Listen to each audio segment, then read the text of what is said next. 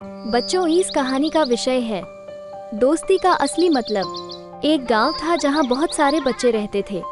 सभी बच्चे एक दूसरे के बहुत अच्छे दोस्त थे। गांव के पास एक सुंदर बगीचा था जहां बच्चे रोज खेलने जाते थे। उस बगीचे में एक बड़ा पेड़ था जिसकी छांव में वे बैठते थे।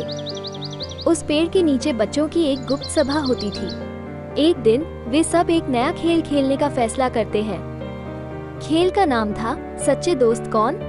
इस खेल में सभी बच्चों को एक एक कर अलग अलग मुश्किल परिस्थितियों का सामना करना पड़ता था। पहली चुनौती थी नदी पार करना। रवि सबसे पहले गया, लेकिन वो बीच में ही फंस गया। सुमन ने उसकी मदद की और उसे पार करवाया। दूसरी चुनौती थी ऊंचे पहाड़ पर चढ़ना। गीता चढ़ने लगी, लेकिन आधे रास्ते पर उसे डर लगने लगा। अर्जुन ने उसे हिम्मत दी और साथ में पहाड़ पर चढ़ाया। तीसरी चुनौती थी जंगल में रास्ता ढूंढना। मनीषा रास्ता भटक गई, लेकिन राकेश ने उसे सही रास्ता दिखाया। अंत में सभी बच्चे थक गए थे, लेकिन वे खुश थे कि उन्होंने एक दूसरे की मदद की। अब बारी थी यह जानने की कि सच्चे दोस्त कौन। सभी ने मिलकर फैसला किया कि सच्चे दोस्त वे होते हैं जो मुश्किल समय में एक दूसरे की मदद करते हैं। तभी बगीचे के बड़े पेड़ से एक आवाज आई, और तुम सभी ने सही जवाब दिया।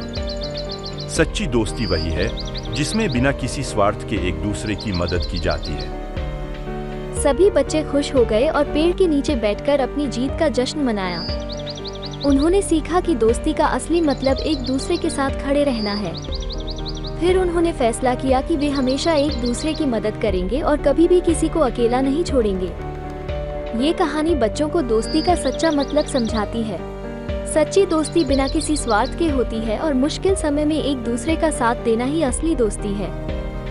सभी बच्चों ने उस दिन से यह वादा किया कि वे हमेशा सच्चे दोस्त बनकर रहेंगे। और इस तरह गांव के सभी बच्चे हमेशा खुश रहते थे और एक दूसरे की मदद करते थे।